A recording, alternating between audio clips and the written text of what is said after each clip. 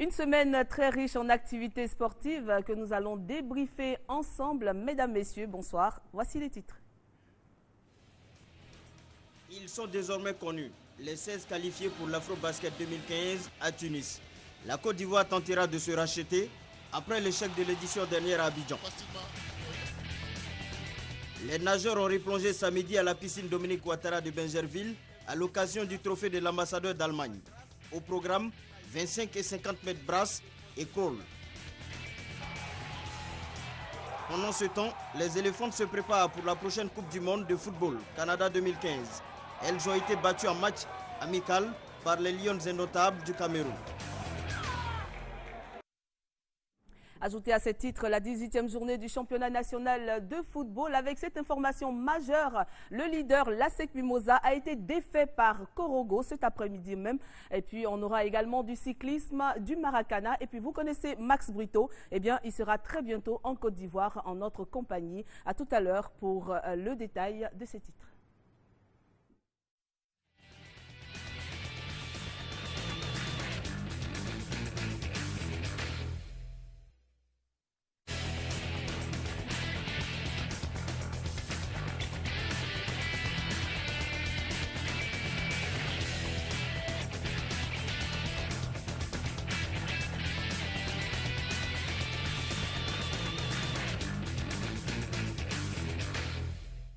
Mes compagnons de tous les lundis sont encore là. Ils ne sont plus à présenter. Salif Ouattara, bonsoir. Bonsoir Cathy Touré.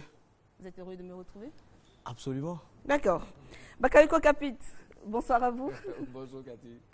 On va démarrer tout de suite avec la Ligue 1. La 18e journée du championnat national de football s'est déroulée depuis vendredi jusqu'à aujourd'hui. Avec l'information majeure, on l'a dit tout à l'heure, c'est l'ASEC Mimosa qui s'est fait battre par le CO Korogo. Mais nous allons déjà commencer avec cette rencontre qui a opposé l'Africa Sport d'Abidjan qui ressort de 2 défaites. Mais cette fois-ci a remporté son match face à Gagnoa. Salut. Il y avait ce derby tant attendu, Gagnoa contre l'Africa. Et il faut dire que ça a été une partie aisée pour l'Africa qui a finalement inscrit le seul but de la rencontre. Un but, mais combien précieux pour cette équipe vert et rouge? Le résumé. 90 minutes, le temps d'un derby. Duel sur fond de coupe chevelure, pas de répit pour les jaunes bleus et les verts rouges. Forte pression dès les premières périodes sur les Aiglons.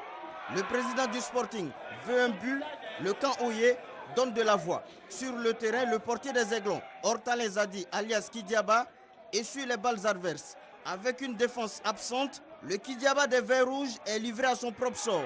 Score à la mi-temps, Africa Sport Abidjan 0, Sporting Club de Gagnoa 0.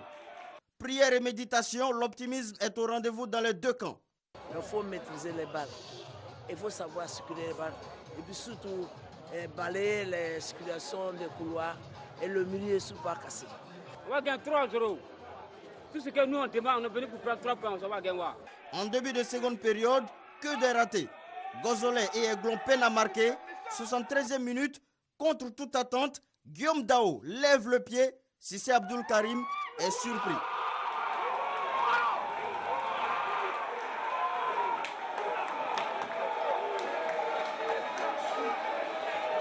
Un but à 0 pour l'Africa Sport Abidjan. Les dernières minutes sont dangereuses pour les Oye, des Gozolais déterminés qui ne reviennent pas au score. Africa Sport Abidjan 1, Sporting Club de Gagnoa 0. C'est le football, on va prendre ça avec fair play. On ne va pas se lamenter, mais vraiment le titre va être difficile maintenant à être disputé. Il faut qu'on fasse tout pour être africain. Il reste encore beaucoup de matchs à jouer. Donc ça peut se rattraper au niveau du championnat, comme ça peut se rattraper au niveau de la Coupe nationale qu'on n'a même pas encore commencé. Mauvaise opération pour le Sporting Club de Gagnoa qui perd sa 2e place.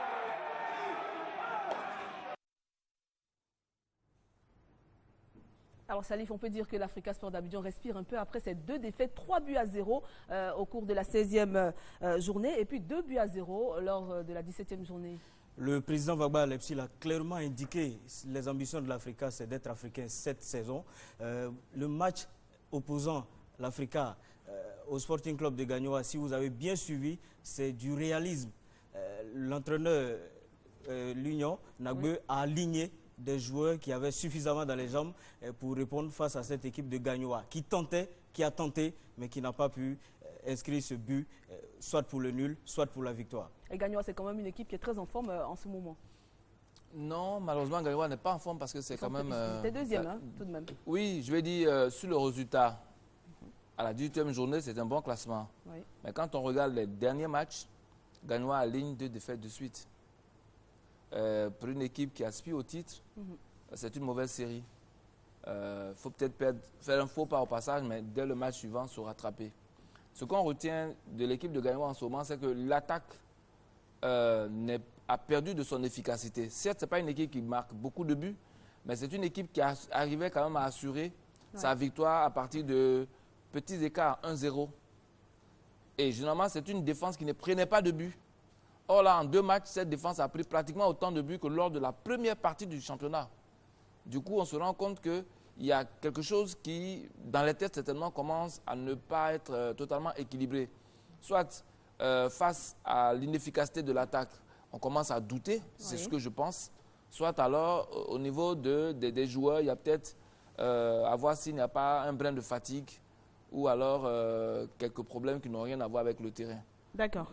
Et on a cette équipe qui, elle, a trimé pendant très longtemps. Il s'agit du CW Sport de San Pedro, l'équipe championne en titre, mais qui continue depuis la journée dernière à engranger, bien sûr, des victoires, à prendre des points dans ce championnat. On se souvient que c'était la 3e victoire seulement du CW Sport de San Pedro à la journée dernière. Et les poulains de Eugène Diomandé continuent dans cette dynamique. Ils ont battu le Stella Club d'Adjamé au stade Robert Champroux de Marcory. Fatim Sibé pour le résumé.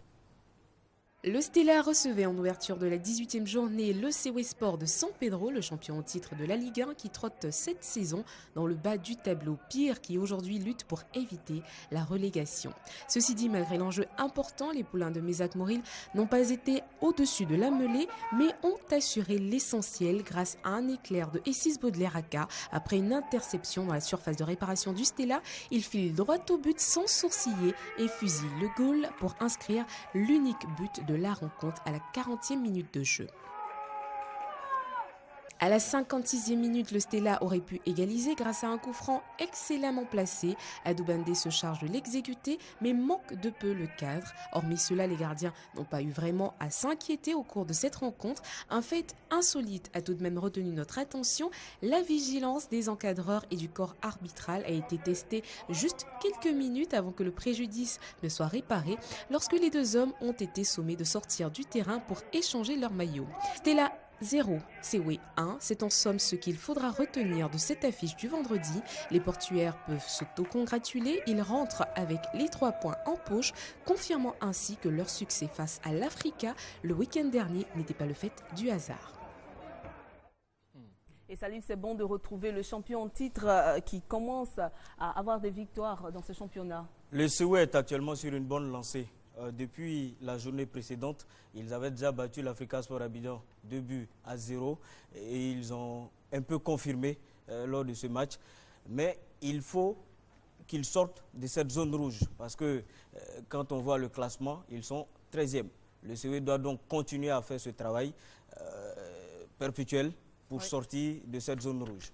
D'accord, on espère en tout cas que cette équipe va remonter petit à petit. Quand même, ils étaient 14e, mais aujourd'hui ils sont 13e, c'est déjà bon. On va prendre ça comme ça, avec 2 victoires, Bakayoko. C'est une nouvelle équipe, c'est une équipe du CW sur laquelle on peut désormais compter. Oui, moi je crois qu'aujourd'hui le problème du CW, il est moins sur le terrain qu'en dehors du terrain. Parce que c'est une équipe qui atteint quand même des sommets, ne peut pas retomber aussi bas en si peu de temps, avec certes de gros départs, mais avec un effectif qui a quand même les moyens de jouer un meilleur rang que ce que l'équipe présente en ce moment. Moi, je crois qu'au niveau du management, je ne suis pas sûr que le président Eugène ait envie de s'investir au même niveau financier que les années d'avant, parce que ça coûte très cher de jouer une finale de Coupe d'Afrique pour ce que cela rapporte. Ça rapporte aussi très cher. Non, quand on regarde les Coupes d'Afrique... heureusement qu'en Côte d'Ivoire, nous avons un appui de l'État pour ce qui concerne les voyages. Avec la CAF, il y a quand même des fonds qui sont donnés à chaque équipe qui arrive en finale et à chaque étape de la compétition. Oui, je veux dire, on ne peut pas ne pas reconnaître l'effort qui est fait aujourd'hui par la CAF. Mais en même temps, il faut voir ce que cela représente par rapport à l'effort fait par les clubs. C'est encore négligeable. Il faut aller largement au-delà quand on sait que rien que les questions de transport dans notre pays coûtent extrêmement cher. Moi, je pense que le président Eugène Diomandé a besoin aujourd'hui que l'équipe du CEWE fasse l'objet d'un autre modèle économique qui intègre quelques opérateurs de San Pedro et même la municipalité ou d'autres responsables locaux. Parce que pour ce qui a été investi, je ne crois pas qu'il ait vraiment envie de se remettre au même niveau d'investissement tout seul ou avec les quelques amis qui l'ont soutenu jusqu'à maintenant.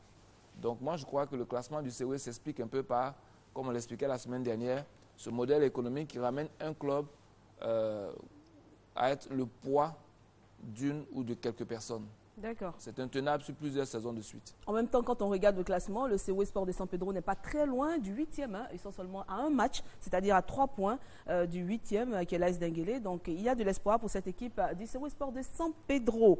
Et puis, cette équipe-là, elle était championne à la mi-saison. Il s'agit de l'AS Tanda qui retrouve également son jeu. Après une période stérile à Bandoukou, le nouvel entraîneur Kofi Firmin et ses poulains recevaient le stade d'Abidjan. Un seul but très précieux pour l'AS Tanda qui talonne désormais le leader l'ASEC Mimosa. Sébastien Wounia était du côté de Bandoukou.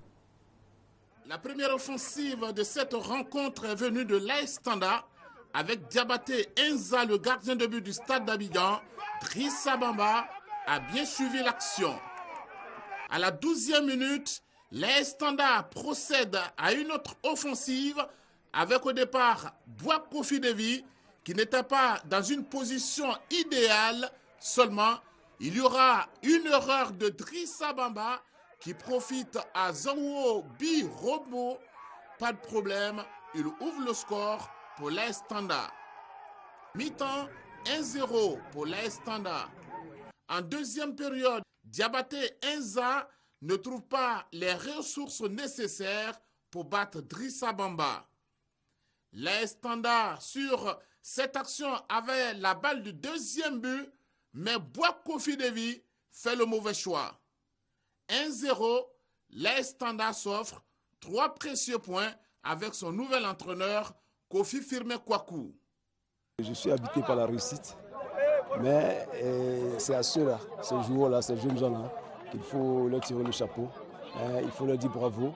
Ils se sont rendus compte qu'ils ont fait 3 faux pas. Il fallait rebondir et rester sur le podium. Et c'est ce qu'ils ont bien réussi ce soir. Le déplacement n'a pas réussi au stade d'Abidjan. Il faut oublier cette défaite et se remettre au travail, a souligné l'entraîneur Lewis Akessi. Nous avons 25 points. On retourne, on va travailler. Nous avons 2 semaines parce qu'il y a la Ligue. Nous avons 2 semaines. Donc avec ça, nous allons continuer de travailler. Mais c'est un peu difficile de gagner vraiment sur ce terrain. Après une série de défaites au stade à l'intimité de Bandoukou, l'AS Tanda retrouve le sourire et espère donner davantage de joie à ses supporters. Alors, Capitaine, est-ce que vous pensez que l'AS Tanda peut désormais tenir ses promesses après cette période de doute que l'équipe a eue? Oui, l'AS Tanda peut très bien jouer les premiers rôles dans ce championnat. Mais comme je l'ai dit, un championnat, si on le fait long, c'est pour voir la capacité des équipes à être à un certain niveau pendant un certain temps. Ce serait trop simple si c'était par exemple sur un match, sur 2 matchs. Mais là, il faut tenir 26 journées. On est à la 18e. Et encore, on est pratiquement aux 3 quarts du championnat. Donc, on va aborder le dernier sprint. C'est à ce moment-là qu'on voit vraiment les équipes les mieux organisées, les plus structurées et surtout les mieux managées. Parce que comme je l'ai souvent expliqué ici, une équipe peut très bien réussir un début de parcours, mais pour que ce début de parcours soit maintenu en termes de niveau de qualité, il faut que derrière, au niveau de l'organisation, il y ait un certain nombre de choses qui suivent. Chaque fois qu'un joueur arrive à faire une victoire, il attend une forme de reconnaissance, pas forcément en argent, mais il attend que l'organisation qu'il y a derrière récompense le niveau auquel il est en train de se hisser petit à petit. Donc quand on voit l'équipe de Tanda, c'est une équipe qui est très ambitieuse, mais comme je l'ai déjà souhaité ici, il faut que l'organisation reste ambitieuse. Le président de Tanda, il a annoncé au début qu'il était pour faire une grande saison cette année. Je lui souhaite de pouvoir garder l'organisation qui peut lui permettre d'assumer, d'atteindre un tel objectif. Parce que l'équipe Sur le terrain, les joueurs ont la qualité pour cela. Mais il faut maintenant de la régularité dans la performance. D'accord.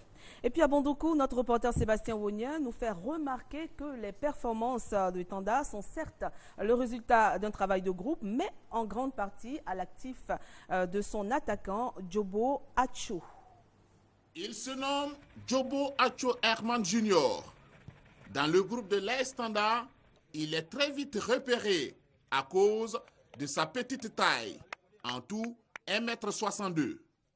Et pourtant, Djobo fait partie des joueurs clés de l'AS Tanda. Il est reconnu pour sa vivacité. C'est un pion essentiel dans la division offensive de l'AS Tanda. Parfois, Zasso, c'est sa rapidité et puis il prend plus de risques dans le jeu. Joueur infatigable, le nouvel entraîneur Kofi Firmin de l'AS Tanda pense que c'est un élément indispensable dans le jeu de son équipe. Ce joueur, il est bondé de talent. Ce joueur, il a de l'expérience pour lui et c'est l'un des hommes forts même de l'AS Tanda. Aux adversaires, vous pouvez leur demander, ils en savent quelque chose de lui. Quand vous jouez contre l'AS Tanda, il faut absolument trouver les moyens pour empêcher Djobo Acho d'évoluer correctement et efficacement. Lewis Akesse, entraîneur du Stade Abidjan, en sait quelque chose. Acho Djobo inquiète tous les latéraux. Il faut dire la vérité. Un joueur qui a cette vitesse, il faut utiliser d'autres stratégies. C'est pourquoi j'ai dit à mes enfants que je ne vais pas dire, mais nous avons trouvé quelques moyens pour l'empêcher. La même chose comme les Zakri, comme les Moukoro en son temps.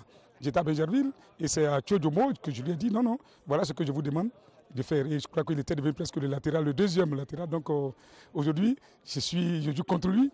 On va voir ce qui va se passer. Et justement, cela s'est vérifié dans la première partie de cette opposition AS Tanda Stade Abidjan. Djobo Acho a été souvent freiné dans son élan par le service de sécurité de la défense du stade. Maintenant, les équipes font un système sur moi. Quand j'ai le ballon, ils viennent à 2 à 3. Donc j'essaie de jouer, mais vraiment, ça peut être facile pour moi. Sa petite taille ne lui pose aucun problème. D'ailleurs, il m'a fait comprendre que les joueurs de petite taille sont les meilleurs, en faisant allusion à Lionel Messi et Maradona. Avec Acho Djobo, l'AS Tanda entend s'offrir une place africaine la saison prochaine. Qui va se négliger. Alors, c'est un joueur quand même que vous avez suivi pendant un moment. Djobo Acho Herman Jr. a aujourd'hui, cette saison, il a 28 ans. C'est vrai, son âge, sûrement, il n'est plus jeune comme ceux qui débutent le championnat. Oui. Mais il a roulé un peu sa bosse, traîné sa bosse un peu partout, notamment à l'entente sportive de Benjerville. Il avait déjà excellé, il avait montré ses talents. Mais vous savez, toujours le problème en Afrique, c'est un problème d'entretien de la présence physique de nos athlètes. Oui. Il n'a pas eu cette attention qu'il voulait. Ensuite, il a déposé ses valises à l'AS Tanda et la première saison, le premier match de l'AS Tanda, j'y avais été. Je me suis surpris à entendre dans les tribunes des gens qui l'assimilaient à Lionel Messi. On disait, ouais. Ah, voici le Messi de Tanda. Donc, ça veut dire tout simplement qu'il a du potentiel. Arrivant, il faut entretenir ce potentiel. Il avait été également sélectionné tout récemment pour le mois de mars, l'association des footballeurs ivoiriens, oui. Parmi les 3 meilleurs joueurs, avec ses confrères Guillaume Dao de l'Africa, dont on vient de voir le but, et Zakri Yannick de l'ASEC Mimosa. Un trophée qui avait été finalement remporté par Zakri Yannick. Mais il a du potentiel qui reste entretenu, il promet. D'accord, il a encore beaucoup de choses à montrer avant la retraite. Et puis cette autre équipe qui nous avait habitués depuis un moment à des matchs nuls, à des défaites, il s'agit de l'Asie d'Abengourou qui n'a plus gagné. Quand on regarde les statistiques, sa dernière victoire remontait donc à la 10e journée face à l'AS Tanda justement, 1-0. Et on a eu droit par la suite à 3 matchs nuls et 4 défaites. Et puis hier, bingo, Atse Kwao, l'entraîneur qui a remplacé bien sûr Aka Kwame. On parlera tout à l'heure, vous avez des informations sur ce changement à la tête de l'Asie d'Abengourou et le groupe de l'Asie qui a donc battu Bouaké FC 2-1, 2 réalisations signées Fréjus Brou. Sébastien Wounia. La première action de la partie est pour Lazida Bengourou. Il a fallu ce réflexe du gardien de but de Bouaké FC, Balo Sidi, une erreur de Kouyaté Chek Loseni. On joue la 18e minute. Guamene Dosso est bousculé dans la zone où il ne fallait pas. L'arbitre Biro Kwasi Frédéric accorde le pénalty. Un pénalty mal exploité par Dagou Anderson Brito. C'est à la 41e minute que Bouaké FC va trouver le chemin de filet. Sila Khalif Ibrahim a eu tout le temps pour tromper Swadjino Kwadjo. En deuxième mi-temps, sur ce coup franc de Lazida Bengourou, on note la mauvaise appréciation du gardien Balo Sidi. Fréjus Brou était au bon endroit. Il égalise pour Lazi. Quelques minutes après, on retrouve encore Fréjus Brou qui marque le deuxième but de Lazi. Il était bien inspiré. Je pense qu'à la deuxième mi-temps, on a reçu les consignes des coachs et je pense qu'on a mis en pratique. Il ne faut pas tout décourager. C'est vrai qu'ils ont marqué mon poème mi-fin. On a raté des occasions, on s'est rattrapé. C'est la fin qui compte. Un deuxième but qui complique davantage la situation de Bouaké FC en Ligue 1. Vraiment déçu. Tenir un match de bout en bout, puis vers la fin, par la faute d'un seul joueur, tout se croule. Hein? On lui donne des consignes. Il ne respecte pas. Il allait créer tout état de... Non, vraiment, ça me fait mal. Une victoire qui permet à Lazida Bengourou de croire en son maintien en Ligue 1 la saison prochaine. Alors, conclusion de ce match, Bouaké FC qui ne décolle toujours pas, mais Lazida Bengourou qui commence à monter petit à petit. Oui, très bien pour Lazida Bengourou. Mais avant de parler de l'ensemble de l'équipe, je voudrais revenir sur le but de Bouaké. Oui. C'est un but qui est très beau parce qu'il est marqué par un rebond exceptionnel qu'on ne trouve que sur des stades africains. Et le plus... Vous voulez dire que le terrain n'est pas de bonne qualité? Enfin, le plus intéressant, c'est que c'est le gardien même de l'équipe haute, c'est-à-dire qui connaît bien ce terrain, qui est surpris par un tel rebond. Ouais. Il a plongé avant un ballon qui allait plus d'1 mètre au-dessus de lui par un rebond, mais exceptionnel. Rendant le but exceptionnel. Voilà, on rebondit donc sur Lazida Bengourou qui commence à remonter petit à petit au classement. Oui, Lazida Bengourou remonte, mais en fait, ce qu'on peut retenir de cette équipe, c'est l'irrégularité de ses résultats. Oui, et absolument. Cela peut s'expliquer aussi par le fait qu'au niveau de l'encadrement, je crois qu'il y a beaucoup de choses qui bougent ou qui ne sont pas exactement dans le maintien sur la durée. Oui. Donc, c'est une équipe qui alterne à la fois le bon et le moins bon. C'est clairement une équipe qui joue pour le maintien, qui ne cherche pas autre chose, qui cherche simplement à faire en sorte de ne pas risquer de redescendre. En même temps, pour l'instant, il n'a pas le choix. Hein. Non, cela dit, tout part de l'ambition. Dans la vie, tout ce qu'on réussit part d'abord de l'ambition qu'on se fait. On travaille sur des objectifs. Et c'est rarement difficile d'aller au-delà de ces objectifs. Donc, quand vous avez des objectifs qui sont minorés, le risque est grand que vous tombiez vraiment dans des zones à risque. Donc, nombre de ces équipes viennent au championnat en disant bon, on vient pour le maintien. Mais pour moi, ce ne sont pas des objectifs suffisamment ambitieux pour se permettre, pour se donner des chances d'éviter la relégation. La relégation. On est trop court en termes d'ambition. D'accord. On va revenir donc au mauvais résultat de Lazida Bengourou. C'est vrai, Lazi qui vient de signer une victoire. Mais avant, il y a eu, comme on le disait, plusieurs matchs nuls et beaucoup de défaites qui ont conduit au limogeage de l'entraîneur Aka Kwame. Sébastien Ounier s'est entretenu avec le président du club.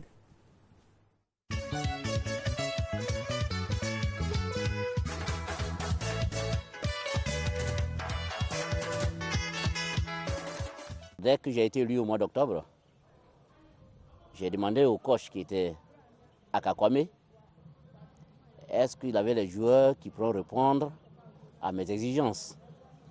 Malheureusement, la première saison, je me suis rendu compte que je n'avais pas le résultat qu'il fallait, mon cher frère. Je ne suis pas heureux.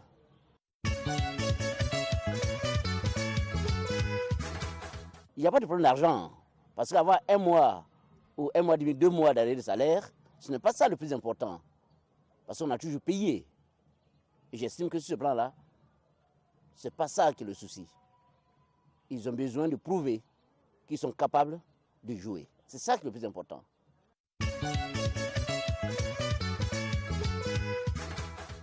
L'espoir est permis. Il nous reste 8 matchs, comme je le dis. Je pense que les anciens joueurs qui étaient là avaient pris des habitudes avec le coach Aka Kwame. J'ai fait très vite de corriger cette situation et je pense que le nouveau qui est arrivé, il a des objectifs bien précis. C'est de faire en sorte que l'ASI Dabangourou se maintienne en Ligue 1. Le programme présidentiel de logement est une réalité avec la SICOGI. Plus de 2000 logements livrés et 15 000 en cours de réalisation. Appartements, duplex et villas à Yopougon, Abobo, Angré, Riviera et dans les villes de Daloa, San Pedro, Kong. Avec la SICOGI, vous avez l'assurance de la qualité, une facilité de paiement et une solution pour les entreprises. Infoline 20 30 55 44. SICOGI, nous savons faire des maisons. Alors on a écouté le président de l'ASI Dabangourou qui disait que l'entraîneur Aka Kwame a choisi des joueurs, ce qui a mené à des résultats qui n'étaient pas satisfaisants. Cathy Touré, moi je voudrais lancer un appel. On le sait, on est en Afrique. Sûrement que nos clubs ne sont pas aussi bien organisés, mais un club, il n'y a pas que l'entraîneur qui choisit des joueurs. La sélection, les recrutements, tout cela commence d'abord par le président du club. Vous savez, il y a ce qu'on appelle les tests de recrutement. Il y a les tests médicaux et les tests psychotechniques. Et une fois que ces tests sont faits, c'est avec ces tests que l'entraîneur va défendre ses choix. Donc, il ne faut pas que le président de l'ASI Dabangourou pense que le choix des joueurs ne revient qu'à la simple personne de l'entraîneur. C'est toute une équipe qui travaille sur ces dossiers-là. Alors, vous connaissez l'entraîneur Aka Kwame qui est parti. C'est vrai que le nouvel entraîneur, il fait des résultats. Mais, une réaction face à ce limogeage? Le président, il reste toujours libre de choisir avec qui il veut travailler. Bien sûr. Mais moi, j'aurais voulu avoir vraiment l'avis de Aka Kwame, que je connais comme un garçon très sérieux, qui a déjà eu des résultats avec cette équipe de l'Asie et d'autres équipes par ailleurs. Parce que 2 fois sur 3, les présidents pensent que l'entraîneur peut atteindre des résultats sans regarder tout ce qui est en dehors du terrain. C'est ça. Or, il a dit lui-même, le président a dit que le problème, ce n'est pas un mois ou 2 mois de retard de salaire. Mais pour un entraîneur, ceci est un vrai problème. Parce que l'hygiène de vie du joueur dépend de la qualité des ressources dont le joueur dispose pour vivre. Bien sûr. Je sais que nos présidents de clubs en Côte d'Ivoire sont vraiment dans une situation économique très difficile. Je loue le travail qu'ils font. On ne peut pas dire qu'ils ne font rien. Ils font vraiment beaucoup et c'est difficile d'être à leur place. Mais en même temps, il faut qu'ils reconnaissent que la difficulté dans laquelle ils sont ne permet pas aux joueurs et aux entraîneurs d'atteindre parfois les performances qui sont attendues. Donc, je souhaiterais vraiment qu'on ait l'occasion un jour d'avoir l'opinion de Aka Kwame, qu'on comprenne bien qu'est-ce qu'il a pu endurer comme situation pour ne pas atteindre les résultats qui étaient attendus de lui. D'accord, Sébastien Wognet complétera donc ce dossier pour nous, certainement, dans les prochaines émissions. Et puis, on arrive à cette surprise de ce soir. Surprise, bon, ce sont des équipes qui participent au championnat, donc c'est un résultat. L'ASEC Mimosa qui est tombé face à Korogo, 2-1. Benson Peraka. Après la défaite de son poursuivant direct, le Sporting Club de Gagnoa, l'ASEC Mimosa avait l'occasion de creuser l'écart en tête de la Ligue 1 face au club omnisport de Korogo. L'ouverture du score à la 19e minute par Zakri Yannick sur une merveille d'action collective laissait entrevoir le meilleur. Mais le Koro a des secrets qui peuvent dérouter n'importe quel adversaire. La réaction du club omnisport de Korogo intervient à la 23e sur cette incursion de Sila Oumar qui sert fort à propos Kakoukanga Yves Lambert, lequel assure la parité. Le COK très en verve s'offre 2 occasions nettes que ne peuvent concrétiser ses attaquants. Les hommes de Korogo sentent qu'il y a un bon coup à jouer et profitent d'une mésentente dans la défense de la SEC pour prendre une avance au tableau d'affichage. Korogo aurait même pu corser l'addition sur cette autre offensive, hélas, vendangée. Cheikh Moukoro a beau réclamer un pénalty pour la SEC. Sur cette action, rien n'y fera. Le COK sait payer le leader. Cette Ligue 1 est décidément très riche en rebondissements. Les prochaines journées seront très chaudes. Voilà, Ami qui n'est pas découragé, le président du COK qui est vraiment très heureux, on le comprend, puisque la SEC Mimosa, c'est quand même le leader de ce championnat. La SEC qui est tombée face à Korogo, du coup, le championnat est relancé parce que si la SEC remportait ce match-là, il allait avoir donc dans ce championnat-là un grand écart entre entre la SEC et le deuxième. 6 points. Ouais. Là, aujourd'hui, on est encore à 3 points, donc la course est encore envisageable pour toutes les équipes qui sont sur le podium. Bien sûr. Ouais, c'est intéressant. Mais j'ai bien aimé cette réaction de Korogo parce que c'est une équipe qui, cette année, ne donne pas au même niveau que l'année dernière. Donc, j'ai vraiment l'impression qu'à un moment donné, les joueurs de la SEC se sont installés dans un jeu de facilité, dans une forme de complexe. Même quand on regarde le premier but du COK, on voit une défense complètement à l'arrêt. Sur le ballon, pour reprendre le ballon, il y a 2 joueurs du COK totalement libres devant le gardien de but dans les 6 mètres de l'équipe de la SEC. Il y a un relâchement coupable qui vient certainement du fait qu'ils ont marqué leur premier but, la SEC, avec une facilité déconcertante qui montrait bien qu'au plan collectif, c'est une équipe qui pouvait largement dominer Korogo. Mais le fait est que parfois, quand on marque trop tôt et avec une trop grande facilité, au niveau de la rigueur, il y a parfois des relâchements et j'ai bien peur que la SEC ait fait preuve de manquement de respect à l'équipe de Korogo à un moment donné. Tous les résultats donc de cette 18e journée, on les donne. Le Stella est tombé face au Sewe 0-1. La Estanda a battu le Stade 1-0. Le Denguele et l'AFAT se sont séparés sur le score de 0-0. L'Africa Sport d'Abidjan a pris le dessus sur Gagnoa 1-0. L'Azida Bengourou, on l'a vu, 2 contre Boaké, un seul but inscrit. La JCAT bat la SOA 1-0. Et puis la SEC Mimosa qui tombe face au COK 1-2. La semaine prochaine, il y aura donc une pause dans ce championnat national pour faire place au 8e de finale de la Coupe de la Ligue. Et puis, bien sûr, le classement qu'on va commenter ensemble rapidement. La SEC Mimosa, tout le monde, il faut préciser, est à 18 journées. Il n'y a pas de match en retard. La SEC Mimosa a donc 36 points, suivi de l'Astanda. 33 points seulement. Et puis, Gagnoa se retrouve avec 31 points. Gagnoa qui était 2e à l'issue de la journée dernière. Gagnoa qui a pris un retard. Et puis, l'Africa Sport d'Abidjan qui gagne une petite place, 4e. Au bas de l'échelle, on retrouve le Sewe Sport de San Pedro qui a quitté donc la dernière place pour l'avant-dernière, 13e. Et puis, Boaké qui végète toujours à la 14e place de ce championnat national. Vous avez maintenant compris la grande joie du président du Korogo sur le terrain. Absolument. Il a raison. Quand on a son équipe dans une zone comme celle-là, chaque victoire a vraiment vaut son pesant d'or. Absolument. Et je suis bien content pour lui parce que je l'ai déjà entendu sur cette même chaîne demander le soutien de tous les cadres de Korogo pour venir à son soutien lors de la dernière AG parce qu'effectivement, ce n'est pas du tout facile pour lui de tenir cette équipe à bout de bras, qui porte pourtant un grand nom, qui porte le nom d'une grande région. Je pense qu'il mériterait vraiment d'être soutenu pour des résultats plus performants. Salif Ouattara, vous faites partie des cadres de cette région. Il va falloir réagir. Un nouveau club pour accompagner le Sewe Sport de San Pedro, dans la région bien sûr de San Pedro, la société Omnisport de Grand Bérébi. Le club a été présenté récemment à la population. Ange-Alain Assoukrou. Une nouvelle équipe de football va défendre les couleurs de la région de San Pedro.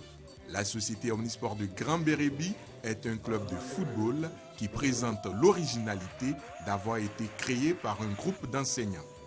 Ils ont pour objectif notamment de donner la chance aux jeunes de cette sous-préfecture de San Pedro d'exprimer leur talent et de faire connaître Grand Bérébi. Le président de la société Omnisport de Grand Bérébi, Constant Roudier, ambitionne d'en faire un grand club dans la région à l'image du Sewe Sport de San Pedro. Dans un premier temps, la société Omnisport de Grand Bérébi évoluera dans le championnat de district avec un premier match à Soubré.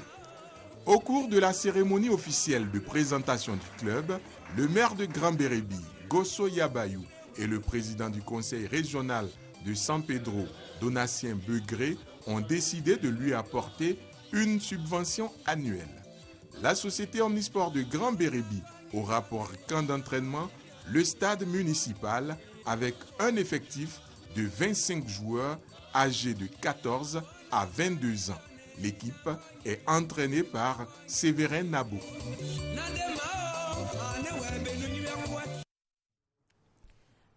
Bienvenue donc à cette équipe. Suivez la Ligue 1 et puis on verra donc jusqu'à où cette équipe veut aller dans ce championnat. Dans quelques instants, nous allons recevoir un représentant de l'OASU, M. Yao Edouard, qui viendra nous faire le point des finales régionales qui ont démarré depuis le 25 avril dernier. Pour l'instant, on va parler des dames qui sont attendues, on le sait, au Canada du 6 juin au 5 juillet prochain pour la Coupe du Monde de football. Mais en attendant, il faut préparer cette Coupe du Monde. On a déjà parlé ici sur ce plateau. On a dit qu'il était important d'avoir des matchs de préparation. Eh bien, il y a eu un match de préparation face à l'équipe du Cameroun. Les Ivoiriennes ont perdu 3-2. On retrouve Fatima Sibi.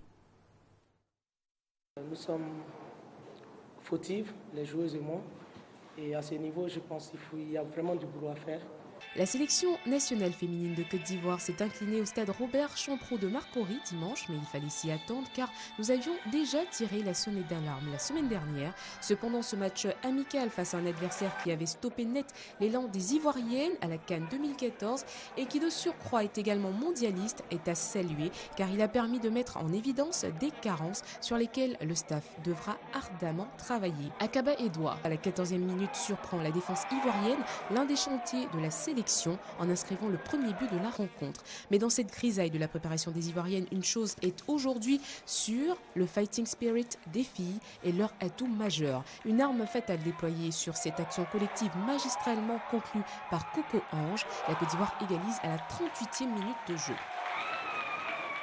Les Camerounaises, loin d'avoir dit leur dernier mot, repliquent juste avant la mi-temps. 2-1, c'est le score à la pause en faveur du Cameroun. En seconde mi-temps, ce sont les Ivoiriennes qui montrent plus de détermination et finissent par irriter la défense camerounaise à la 70e minute grâce à Esso Nadège. À 2-2, le match ne baisse pas en intensité, les actions se multiplient de part et d'autre et à la 80e minute, grâce à une combativité impressionnante, Mani Christine inscrit le but de la victoire pour le Cameroun. Un match amical entre la Côte d'Ivoire et le Cameroun qui a tenu toutes ses promesses. Et ce n'est pas le public qui a fait le déplacement au stade qui dira le contraire.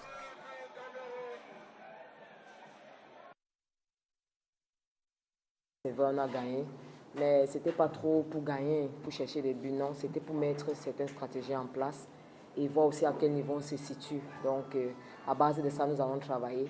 Les deux équipes ont pris des buts, ça veut dire qu'il y a quelque chose qui ne va pas en défense. Donc, on va essayer de travailler ça parce qu'en Coupe du Monde, ça ne pardonne pas avec les grandes nations. Après ce match, je crois qu'on on doit vraiment travailler, les deux équipes, parce qu'on a encore beaucoup de lacunes.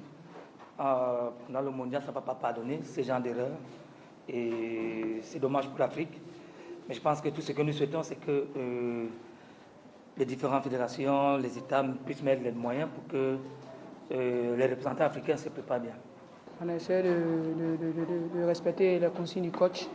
On n'a pas mis ça en pratique. Dieu merci, le match est venu, on a vu certaines lacunes. On va essayer de travailler parce qu'au Canada, ça ne paye pas. On va croiser les grandes nations. Si on s'amuse en défensive, on va prendre des buts. On va essayer de travailler certaines lacunes pour avancer. Nous avons fait un travail collectif. Nous avons mis l'accent sur la cohésion du groupe. Mais aujourd'hui, je peux dire ça n'a vraiment pas payé. Ça n'a pas payé. On a plutôt vu les individualités. Il faut revenir sur le travail. Il faut travailler à fond. Pour réussir, nous partons jouer une Coupe du Monde. Et une Coupe du Monde, cela ne badine pas. Les équipes se préparent. Mais nous n'avons pas le temps matériel qu'il nous faut, mais je pense que nous pouvons rattraper et essayer de travailler surtout l'organisation défensive qui a été notre gros problème aujourd'hui. Il faut mettre l'accent sur cette préparation, donc multiplier les matchs amicaux et c'est dans les matchs amicaux que nous allons pouvoir améliorer ces lacunes. Yao Edouard nous a rejoint sur ce plateau, il est de l'OASU comme annoncé donc. Bonsoir monsieur. Bonsoir Cathy. Bienvenue sur notre plateau. Merci. Nous parlions des dames, là, vous avez vu, elles doivent bientôt aller au Canada. C'est une préparation déjà qui est assez intéressante à quelques jours de cette compétition. Oui, c'est très bien. On l'a demandé à Cor et à Cri ici. On a demandé que ces jeunes dames puissent avoir des match tests pour évaluer le niveau de travail qu'elles ont accompli. Et Je peux vous dire que je suis content pour deux raisons. La première raison, c'est qu'elles ont pu avoir un match, effectivement, contre une des équipes qualifiées, même si ce n'est pas la meilleure nation africaine. Mais la deuxième raison, c'est qu'elles ont perdu le match. C'est intéressant pour elles de voir vraiment à quel niveau elles sont réellement. Si elles avaient gagné le match, ça aurait pu un peu les endormir. Mais d'avoir perdu le match leur montre toute la marge qu'il faut encore franchir pour être à un certain niveau. Et en même temps, à 3-2, bon, je trouve que c'est assez intéressant parce que il y a quelques années, le Cameroun, c'était une équipe assez strong hein, au niveau des dames. Oui, le Cameroun, la Côte d'Ivoire, c'est un peu la même situation. Proche, hein. Ce sont des équipes qui ne font pas l'objet de traitement de faveur. On l'a entendu tout à l'heure, l'entraîneur dit un peu son désarroi. Il demandait même qu'on s'occupe de toutes les équipes africaines pour montrer en fait la solidarité entre toutes ces sélections africaines de dames.